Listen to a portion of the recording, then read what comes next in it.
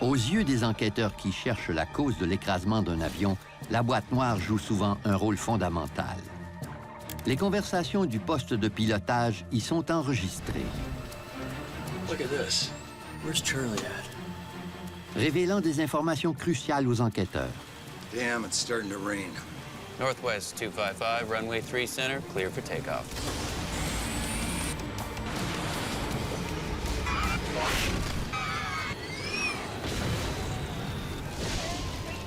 Mais dans l'écrasement du vol 255 de Northwest Airlines, C'était le pire accident de ma carrière. ce n'est pas ce que les enquêteurs entendent sur la bande sonore, TCI was on set. mais ce qu'ils n'entendent pas, It's checked. qui leur révèle des faits troublants.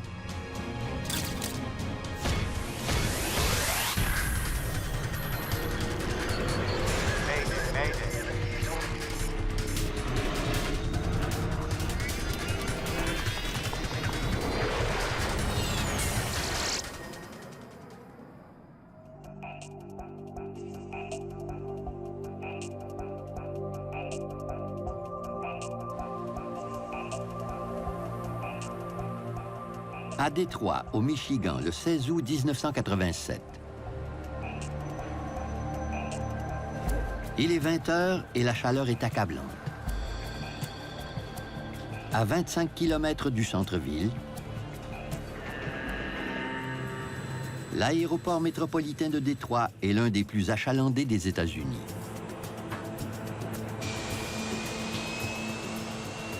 Chaque jour, plus de 1100 avions empruntent ces 4 pistes.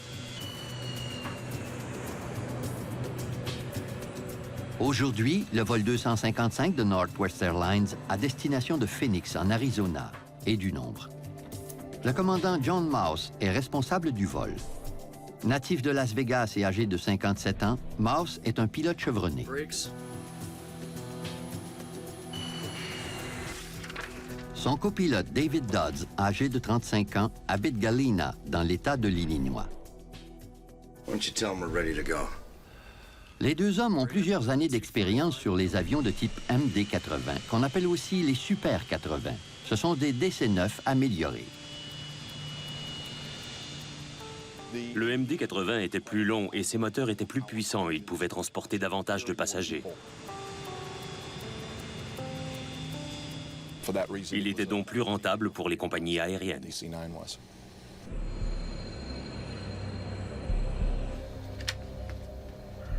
Look at this. La tempête fait rage entre Phoenix et Détroit. Plusieurs cellules orageuses se déplacent rapidement en direction de l'aéroport. There's a line here, La journée a été longue pour l'équipage. and another one here about 25 miles wide. Well, if we get out of here pretty quick, we won't have a delay. Ils ont volé de Minneapolis au Minnesota à Saginaw dans le Michigan avant d'atterrir à Détroit. Phoenix est leur dernière escale avant Santa Ana, Californie. If we wait till after the storm's here, there'll be delays going over Waterville. Si les conditions météo les retardent, ils ne réussiront peut-être pas à se rendre en Californie.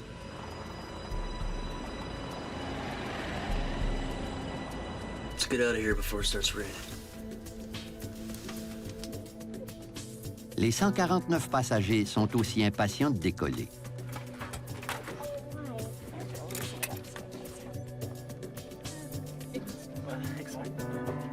Les Sheehan sont allés rendre visite à des proches. Ils rentrent chez eux en Arizona. Cecilia, la fille de Paula Sheehan, a 4 ans. Looks like bags are all in. Why don't you tell them we're ready to go? Ram 255 and Delta 15. We're ready to go. Le vol 255 a une demi-heure de retard. Northwest 255, clear to go. Okay, we're cleared to push. Let's do the checklist. Brakes, Set. windshield heat. He's on. Boost pumps. We got 6. Cabin pressure controller, checked. Auxiliary hydraulic pumps and pressure, on and checked. Damn. It's starting to rain. Ils devront décoller rapidement s'ils veulent éviter l'orage. They're all on. Force start checklist is complete. Le vol 255 se dirige vers sa piste. Northwest 255. Mais à cause de la pluie, Northwest 255, now exit at Charlie Runway 3 Center. le contrôleur au sol leur assigne une nouvelle piste à la dernière minute.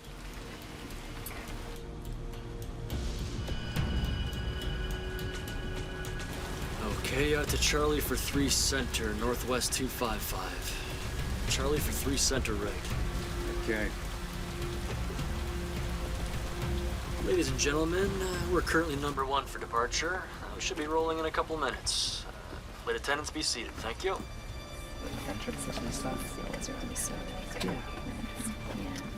Blacker than hell out there. Where's Charlie at?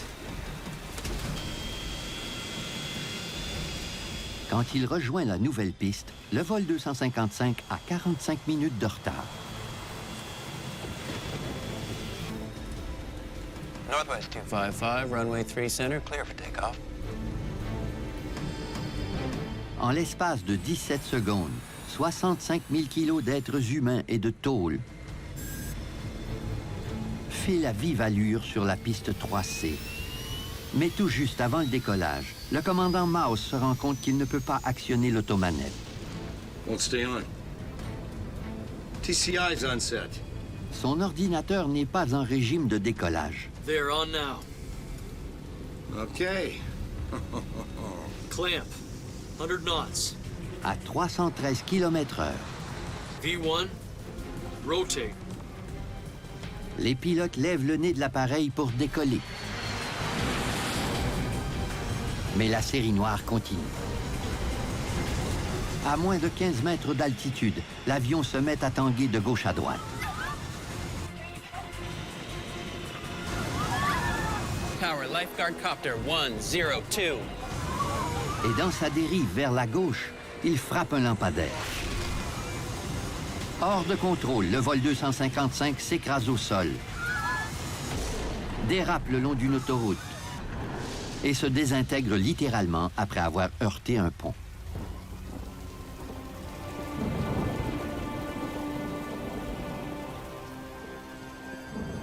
Le répartiteur nous a appelé un dimanche soir pluvieux.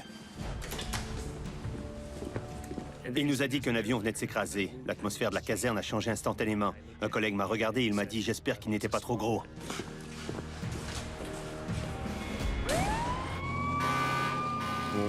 En arrivant, on a tout de suite vu le mot « West » sur le fuselage. On s'est regardé et il m'a dit « C'est sûrement un gros avion ». Les traces de débris et de corps calcinés s'étendent sur plus d'1 kilomètre.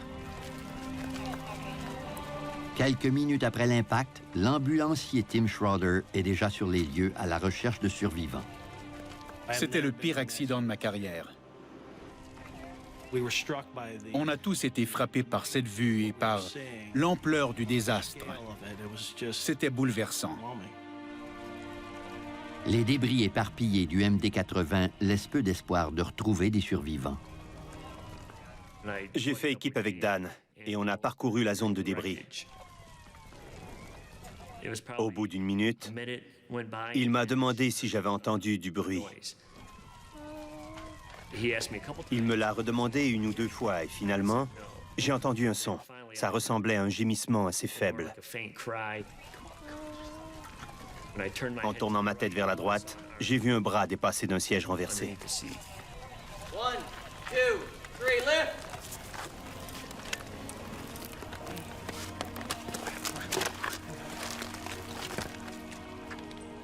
Elle était couverte de sang et de suie. Miraculeusement, Cecilia Sheehan, âgée de 4 ans, a survécu à la catastrophe. Mais elle est gravement blessée. Tim Schroeder la transporte à l'hôpital. We have a 4-year-old girl found alive in the wreckage. She has a very weak pulse. Cecilia n'est peut-être pas la seule survivante. Les sauveteurs inspectent le site de l'écrasement durant des heures. Mais ils ne découvriront aucun autre survivant. On a recouvert tout ce qui ressemblait à un corps ou à un vestige humain d'une couverture jaune.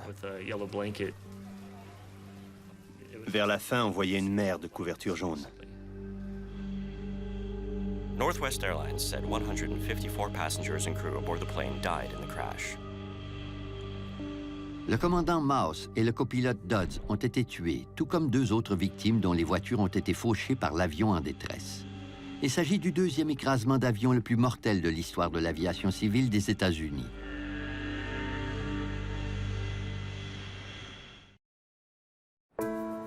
Gravement blessée à la tête, l'unique survivante du vol 255, Cecilia Cheon, âgée de 4 ans, récupère à l'hôpital. Les médecins l'ont déjà déclarée hors de danger. Dieu était avec elle ce soir-là. Quelques heures après l'écrasement, le Conseil national de la sécurité des transports, le NTSB, a déjà envoyé l'enquêteur Jack Drake et son équipe sur les lieux. Jack Drake est un ancien pilote de l'aéronavale. Il a déjà participé à des centaines d'enquêtes d'accidents aériens. On reconnaît les sites d'écrasement à leur odeur. C'est un mélange de plastique brûlé et de kérosène, souvent combiné à la mousse ignifuge, dont l'odeur est particulière. Impossible de s'y méprendre.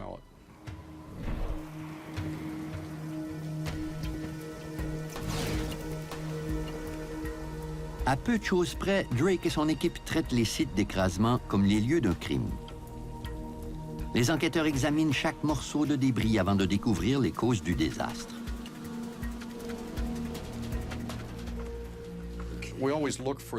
On commence toujours par chercher les boîtes noires. On les nomme comme ça, même si elles sont oranges.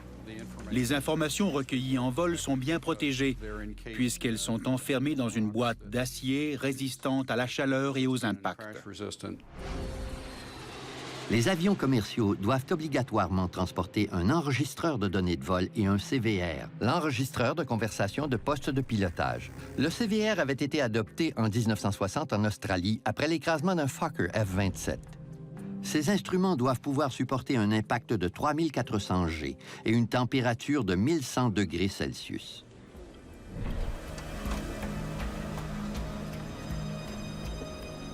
Le CVR est intact, mais l'enregistreur de données de vol a subi des dommages. Leur contenu représente peut-être l'unique chance de succès des enquêteurs. Les 2 boîtes noires sont donc expédiées au laboratoire du NTSB à Washington, D.C.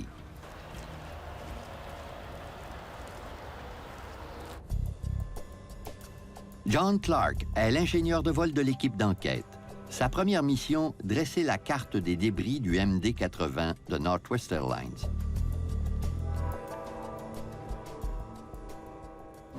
Quand j'ai vu les débris, mon cerveau s'est mis au travail. Je voulais découvrir où il s'était écrasé et comment c'était arrivé. L'important, ce n'est pas l'endroit où une carcasse d'avion s'arrête, mais bien le lieu d'impact, ses premiers centimètres de terrain ravagé. John Clark cherche des cicatrices dans la croûte terrestre et d'autres traces d'impact. Il interroge aussi des témoins afin de découvrir où et comment l'avion s'est écrasé. On tente d'obtenir une image des derniers instants de l'appareil et de son comportement au moment de l'impact. Petit à petit, l'ingénieur reconstitue les derniers moments du vol 255. Selon les témoins, après le décollage, il n'a pas pu grimper et a maintenu un cabré prononcé. B1. Rotate. L'assiette de cabré prononcée pourrait indiquer que l'avion n'avait pas assez de puissance pour s'arracher du sol, qu'il manquait de vitesse ou que des vents violents l'ont empêché de décoller. Si Jack Drake et son équipe veulent résoudre ce mystère, ils devront apprendre ce qui s'est passé durant les dernières secondes du vol du MD-80. Les meilleures preuves étaient probablement stockées dans l'enregistreur de données de vol. L'instrument ne tient pas compte de la météo. Il s'occupe strictement des paramètres de l'avion. Essentiellement, il observe la performance d'un aéronef seconde par seconde et même au quart de seconde pour certains paramètres. Mais les techniciens du NTSB ne parviennent pas à récupérer toutes les informations de l'enregistreur endommagé. Ils le renvoient au fabricant dans l'espoir qu'il pourra retrouver les données manquantes. En attendant des nouvelles à propos de l'enregistreur de bord, Jack Drake se demande si la météo aurait pu jouer un rôle dans l'écrasement. Une certaine activité convective formée surtout d'averses orageuses avait traversé cette zone. Il nous fallait analyser son impact possible sur l'accident.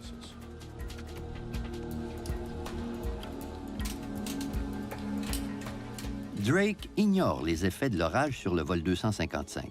Il écoute le CVR à la recherche d'indices et découvre que l'orage imminent inquiétait l'équipage technique.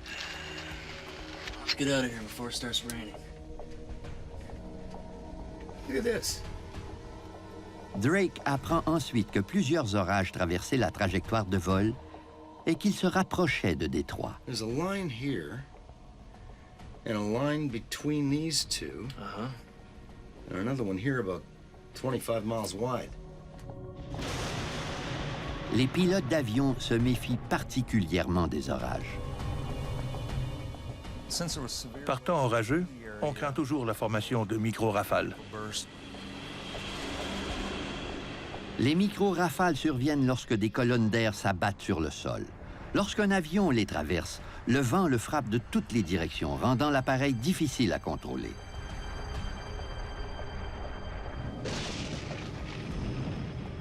Les micro-rafales sont souvent accompagnés de vents très variables et aussi de vents verticaux qui pourraient littéralement pousser l'avion jusqu'au sol.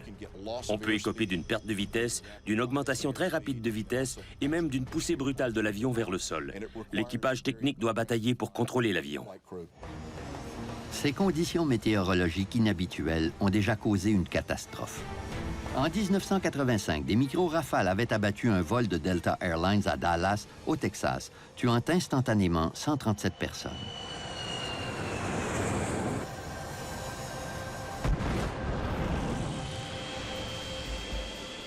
À l'époque de l'accident de Détroit, les aéroports ne disposaient d'aucun instrument capable de détecter les micro-rafales. Les pilotes devaient se fier au rapport des autres équipages techniques. L'enquêteur Drake apprend que 27 minutes avant le décollage du MD-80, le commandant Mouse et le copilote Dodds avaient reçu un tel avertissement. Ground, this is 722. You just had a microburst out here. The dust just exploded down there. La traversée d'une violente micro-rafale aurait très bien pu provoquer l'écrasement de leur avion. Les images satellites prises au moment de l'écrasement et les données météo des capteurs de l'aéroport indiquent qu'il y avait bien des orages à proximité de l'aéroport, mais ne signalent aucune micro-rafale à l'horizon. Mais au moment approximatif de l'écrasement, les capteurs de l'aéroport ont enregistré une violente rafale de vent sur la piste, assez puissante pour lancer l'alerte dans la tour de contrôle. John Drake découvre que le vol 255 n'avait pas encore décollé au moment de l'alerte. Le vent ne pouvait donc pas être responsable de son écrasement. Sign beacons, they're all on. Les enquêteurs découvriront que ces vents ont eu un énorme impact sur le plan de vol du commandant Mouse. Le plan de vol initial du MD-80 de Northwest Airlines prévoyait qu'il décollerait de la piste 21 gauche. Mais le vent a changé brusquement de direction et le contrôle sol a dirigé le vol 255 vers la piste 3C, la plus courte des trois pistes disponibles. Northwest 255, now exit at Charlie Runway 3 Center.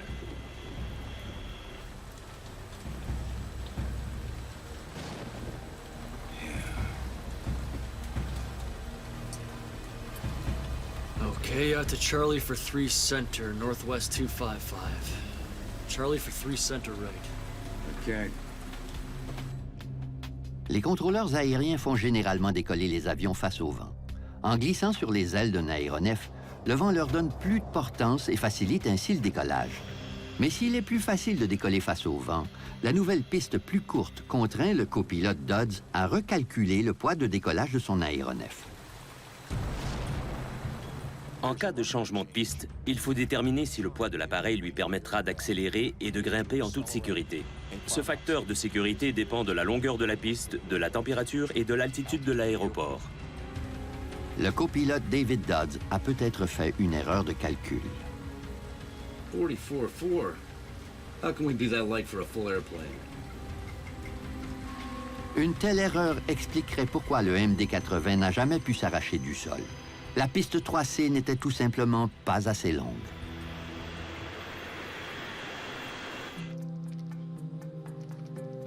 En recalculant le poids moyen des passagers et des bagages embarqués, l'équipe du NTSB confirme les calculs du copilote. Les 65 340 kilos du vol 255 étaient bien en deçà de la limite permise de la piste 3C. Il aurait dû décoller sans problème.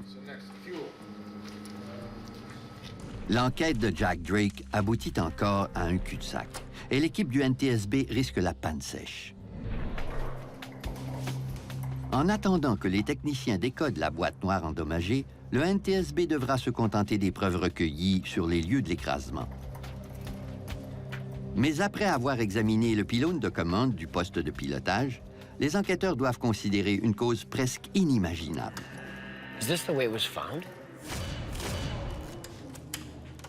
Pour arracher le lourd avion du sol, les volets des ailes auraient dû être déployés à 11 degrés.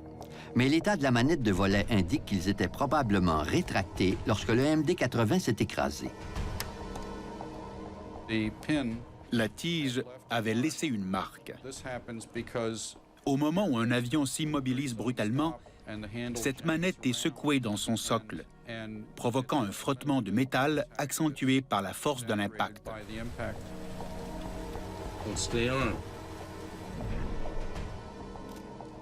Sa position indiquait que les volets étaient complètement rentrés et que les becs de bord d'attaque étaient rétractés. Les volets et les becs de bord d'attaque sont des extensions qui sortent de l'avant et de l'arrière des ailes.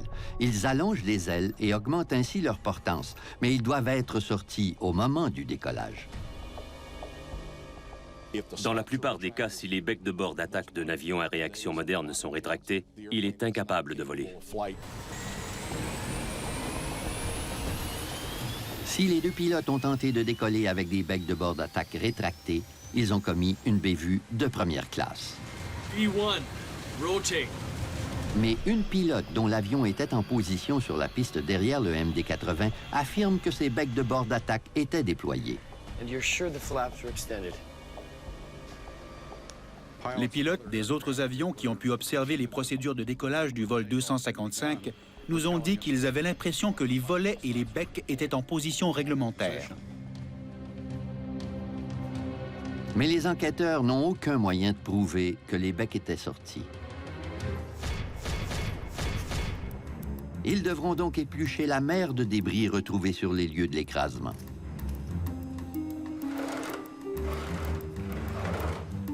Finalement, les enquêteurs découvrent les preuves nécessaires dans une section de l'aile gauche du MD-80. Chaque composante du système de bec a son propre système d'entraînement, et l'un d'entre eux avait été coupé par l'impact du lampadaire sur l'aile gauche. Une section d'aile de 5,5 mètres avait été arrachée.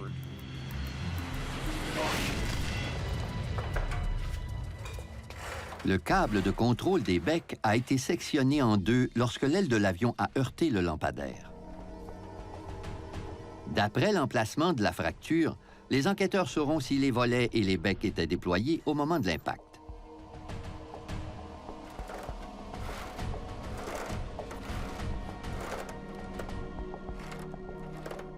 Deux câbles avaient été coupés. En rapprochant les deux bouts sectionnés, on a clairement vu que les becs étaient complètement rétractés.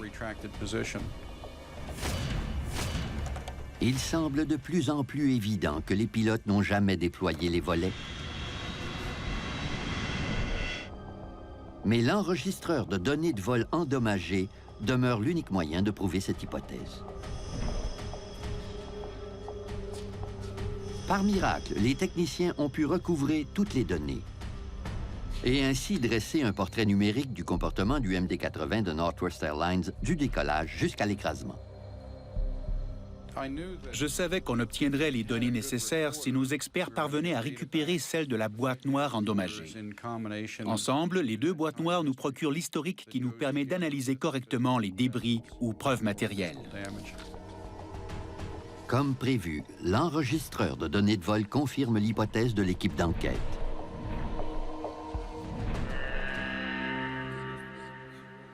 L'enregistreur des données de vol a confirmé que les volets et les becs n'avaient pas été déployés.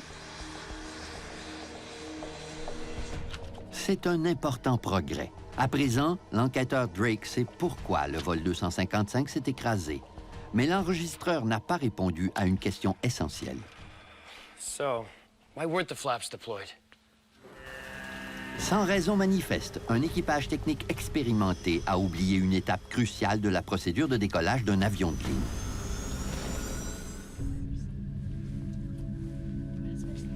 Deux mois après l'écrasement du vol 255 de Northwest Airlines, l'unique survivante de la catastrophe, la petite Cecilia Sheehan, quitte enfin l'hôpital. On ne sait toujours pas pourquoi la fillette a survécu. C'était une très petite fille, sanglée dans un siège trop gros pour elle. Et pourtant, elle a survécu. Elle a eu beaucoup de chance. Jack Drake veut savoir ce qui a causé la mort de ses proches et celle des autres victimes. Et le CVR lui est d'une aide précieuse. En écoutant l'enregistrement, il apprend que le changement de piste inattendu a semé la confusion dans le poste de pilotage. Lorsqu'il a commencé à circuler, Blacker than hell out there. Northwest 255, now exit at Charlie Runway 3 Center. de nouveaux incidents sont survenus, avec un potentiel de distraction important. Did he say 3 center? 3 center, yeah. That's why I was thinking we had to go that way. I was thinking 2-1. Ils avaient viré du mauvais côté et ils ont dû s'embrouiller parce qu'ils devaient changer de piste. Where's Charlie at? Right at the end of this rim. I think Charlie was... No, it is Charlie. You sure? I think so. Les pilotes se sont perdus en roulant vers la piste 3C.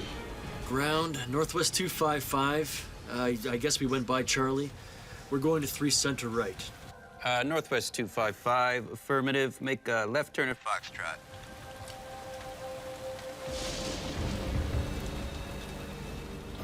Lorsqu'ils arrivent enfin à la piste de décollage, l'avion a déjà pris 45 minutes de retard. Ladies and gentlemen, we're currently number 1 for departure.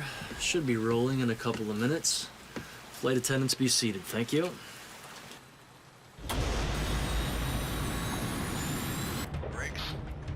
Mais Jack Drake a réalisé que le CVR n'a pas enregistré une information cruciale et il comprend que les pilotes ont sauté une étape essentielle. We're okay for the center runway, aren't we? Damn. Avant de s'égarer, les pilotes du vol 255 ont effectué une série de vérifications. Mais sans doute à cause du changement de piste, ils semblent avoir complètement négligé la liste de vérification de circulation au sol. Ils semblent n'avoir pas tenu compte de la liste de vérification. Un des éléments clés de cette liste est la configuration de décollage. Le CVR nous a prouvé qu'elle n'avait jamais été vérifiée. Un équipage technique doit effectuer des centaines de vérifications avant de faire décoller un avion de passagers. La plupart d'entre elles sont inscrites sur des listes de vérification. Et la liste de vérification de circulation au sol commence par la position des volets. En premier lieu, la liste leur aurait signalé de configurer les volets et les becs pour un vol à basse vitesse. Comme ils n'ont pas suivi la liste, les pilotes n'ont jamais mis leurs volets en position de décollage. I think Charlie was... No, it is Charlie. You sure? I think so. Ils n'avaient pas fait leur vérification au bon moment. Ensuite, les nouvelles activités ont pris le dessus, ils sont devenus distraits, et comme le moment des vérifications était passé depuis longtemps, ils ont probablement oublié qu'ils n'avaient pas fini la liste.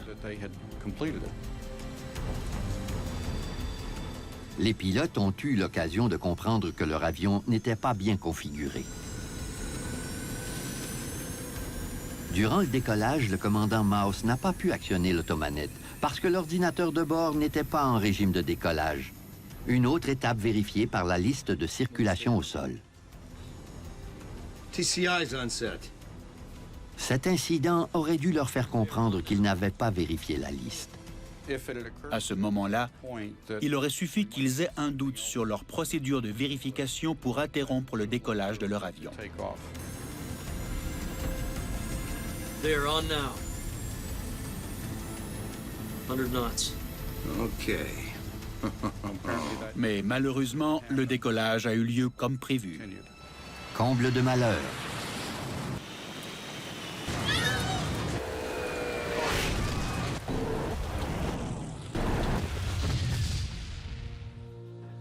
Une alarme aurait dû retentir au moment où les pilotes tentaient de décoller avec des volets rétractés. Mais pour une raison encore inconnue, aucun signal d'alerte n'a été enregistré par le CVR.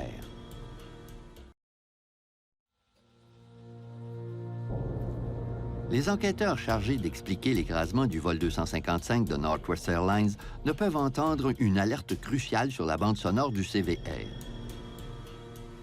En se déclenchant, elle annonce à l'équipage que l'avion n'est pas configuré pour décoller de façon sécuritaire.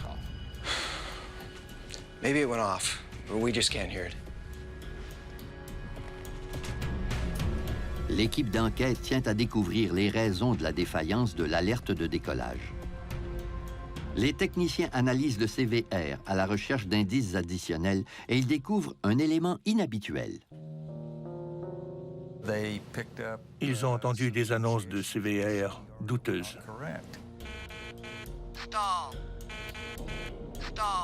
Cette alerte avertit l'équipage du décrochage imminent de l'avion.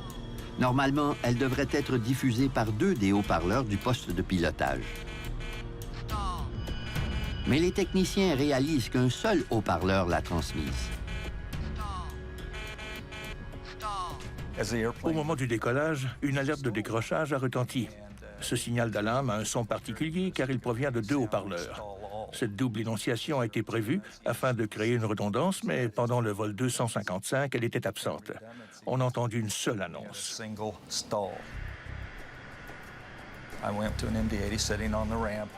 Je suis monté à bord d'un MD-80 immobilisé sur une aire de trafic à Détroit. Sur place, un pilote m'a fait la démonstration des différents sons.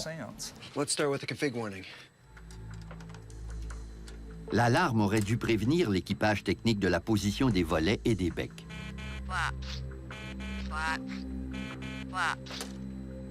Can we get the stall warning to sound?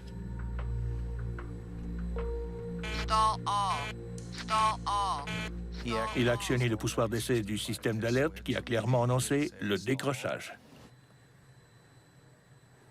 Le son de la voix gauche est différent de celui de la voix droite, mais ce n'est pas ce que John Clark a entendu sur l'enregistrement du CVR du vol 255. Can you make it sound like this? Stall. Pour obtenir un décrochage sans écho, il fallait qu'il enlève le courant d'un côté ou de l'autre. Il l'a fait en faisant déclencher le disjoncteur P40. Les disjoncteurs sont des interrupteurs électriques qui protègent les circuits des dommages causés par les surcharges. Le disjoncteur P40 est un élément important de cette enquête, car il gouvernait l'alerte de configuration de décollage et l'alerte de décrochage. Le plus surprenant, c'est que le pilote m'a dit « Je sais que certains le font. Pas moi, naturellement, mais je peux vous montrer comment. » Il s'est baissé, il a allongé le bras derrière son siège et il a déclenché le disjoncteur P40 sans regarder. Ensuite, il a actionné l'alerte de décrochage et on a entendu un seul décrochage.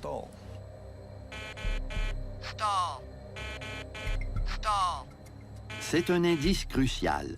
Le pilote n'a pu reproduire l'étrange alerte de décrochage qu'en déclenchant le disjoncteur spécifiquement connecté à l'alerte de décollage. Les enquêteurs savent maintenant que le disjoncteur était déclenché lorsque le vol 255 a tenté de décoller. Puis John Clark inspecte le disjoncteur P40 de plus près. J'ai vu des traces autour des boutons de chaque côté du disjoncteur. Il y avait des dépôts d'huile, de poussière et de saleté, et ce qui ressemblait à des marques de doigts par-dessus. Il est évident que les pilotes utilisaient ce disjoncteur sur une base régulière. Can you tell me why that is so worn? Il apprend que l'alerte de configuration de décollage énerve les pilotes. Si on utilise un seul moteur pour circuler au sol, on doit pousser la manette des gaz plus loin afin de pouvoir rouler, ce qui déclenche l'alerte de décollage. L'équipage avait donc pris l'habitude de couper l'alerte manuellement.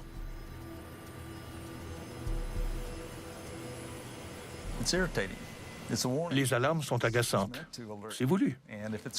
Elles doivent nous prévenir d'un danger. « Mais si elles retentissent constamment, elles finissent par nous énerver. Par conséquent, les pilotes leur coupaient le sifflet.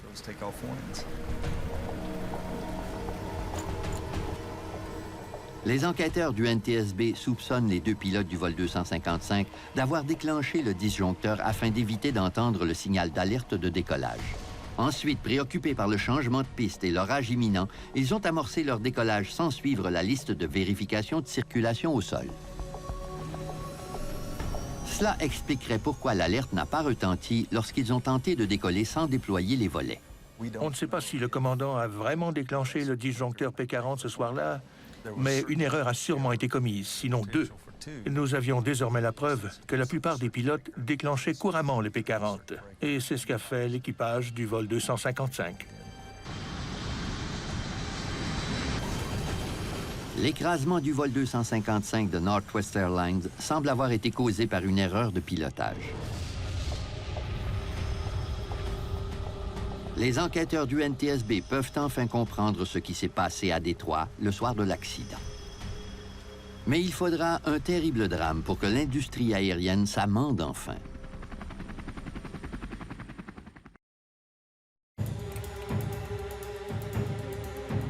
Les enquêteurs de Jack Drake ont découvert les causes de l'écrasement du vol 255, mais ils ne sont pas parvenus à éviter un deuxième accident.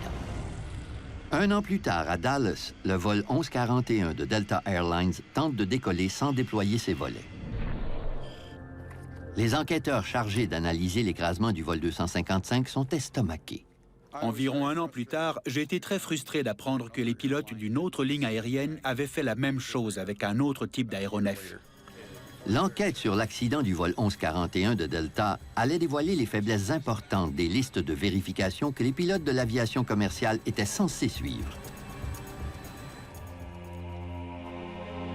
L'écrasement des deux vols des lignes aériennes Northwest et Delta a causé la mort de 170 personnes, pour des raisons étrangement semblables. Dans les deux cas, la charge de travail du poste de pilotage avait augmenté. Look at this. Northwest 255. I've now exited Charlie Runway 3. If we get out of here pretty quick, we won't have a delay. Auto land. Et dans les deux cas, les pilotes avaient oublié des éléments cruciaux de la liste de vérification. D'ordinaire, un équipage technique effectue fidèlement sa liste de vérification. Tous les pilotes l'ont fait des centaines de fois. Brakes, windshield heat is on, cabin pressure controller is checked. Les pilotes se sont écartés de la procédure normale de décollage. Ils ont oublié certaines choses.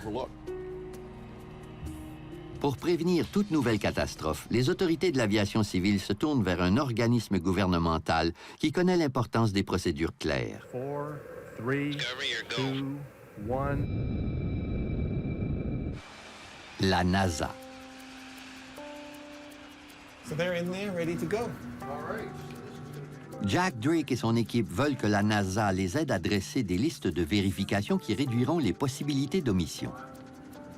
Asaf Degani est un des chercheurs scientifiques de l'organisme américain. Après le deuxième accident, il s'est chargé du projet d'amélioration des vérifications de décollage des équipages techniques. On a tenté de retracer les recherches qui avaient été faites sur la validité des listes ou des procédures normales, mais on n'a rien trouvé. Dans les circonstances, le chercheur a dû repartir de zéro, mais il avait des dizaines de listes de vérification à étudier. La plupart des listes du vol 255 étaient imprimées sur une seule carte. Cette carte signalait les tâches que les pilotes devaient effectuer, mais ne leur fournissait aucun moyen de noter qu'une tâche avait été exécutée.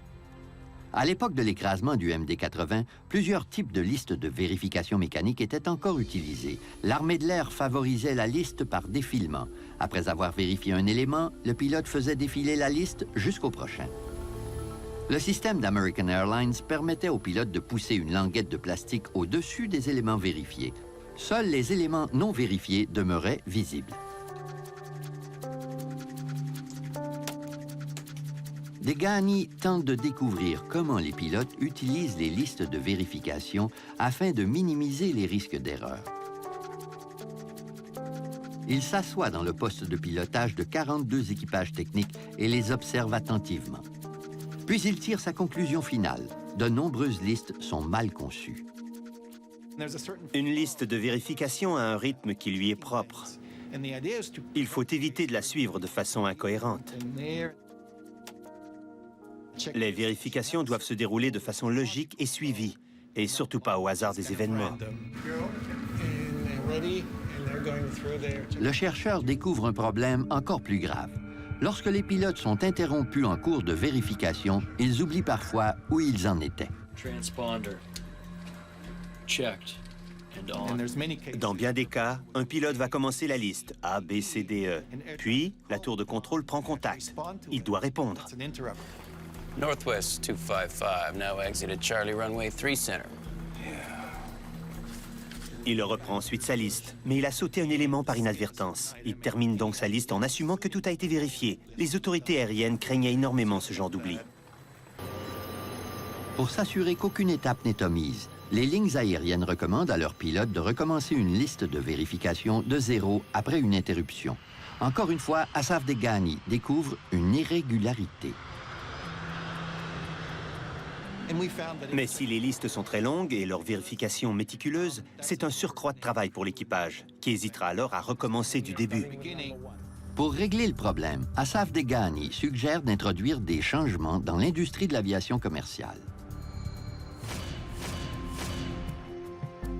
Une de nos recommandations était de séparer les listes les plus longues en plusieurs listes. De cette façon, le pilote n'aurait qu'à reprendre 4 ou 5 éléments après une interruption, ce qui est bien moins contraignant qu'une reprise de 20 éléments. Degani suggère même de changer le style de caractère des listes de vérification afin qu'il soit plus facile à lire. Mais la meilleure solution de toutes est d'abandonner les listes imprimées en faveur des listes informatiques. Comme la technologie informatique avait déjà commencé à révolutionner les postes de pilotage, il était logique de songer aux listes électroniques. Aujourd'hui, Asaf Degani et son équipe évaluent des listes intelligentes qui gardent les éléments déjà vérifiés en mémoire. Ces listes indiquent visuellement au pilote où il en est rendu et parfois vérifient même si la tâche a été correctement effectuée. Les listes électroniques vous montrent les éléments qui ont été vérifiés, mais aussi ceux qui ne l'ont pas été. Petit à petit, ces listes électroniques sont intégrées au poste de pilotage de tous les avions commerciaux. Grâce à elles, un accident comme celui du vol 255 de Northwest Airlines risque peu de se reproduire. La FAA a également ordonné que les systèmes d'alerte de tous les avions de ligne soient modifiés pour prévenir les alarmes inutiles. Le design de l'alerte de décollage a été repensé de façon à ne pas retentir, à moins que l'avion ne soit en train de décoller.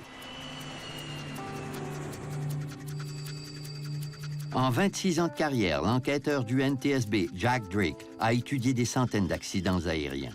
Mais l'écrasement du vol 255 lui a appris une leçon importante. C'est un exemple parmi des milliers d'autres qui prouvent combien il est important de suivre les listes de vérification et de compléter la configuration de l'appareil avant chaque décollage. Ça fait maintenant partie de la formation des pilotes des lignes aériennes du monde entier. L'affaire du vol 255 de Northwest Airlines n'était pas différente. Ce n'était pas un incident aléatoire. Le changement de piste, la surcharge de travail, la liste de vérification omise, le système d'alerte de décollage défectueux forment une chaîne de maillons fragiles. Si un seul de ces maillons n'avait pas existé, l'accident n'aurait pas eu lieu. Le public se souvient encore du vol 255 à cause de son unique survivante, la petite Cecilia Sheehan. En public, elle n'a jamais parlé de la mort de sa famille. Mais elle n'a pas oublié ceux qui l'ont sauvée. Elle est pleine de vie. Dans nos conversations, elle parle surtout de son mari, de leurs vacances, des sports. Mais elle m'a dit qu'un jour, elle finirait peut-être par parler au monde de Cecilia Sheehan.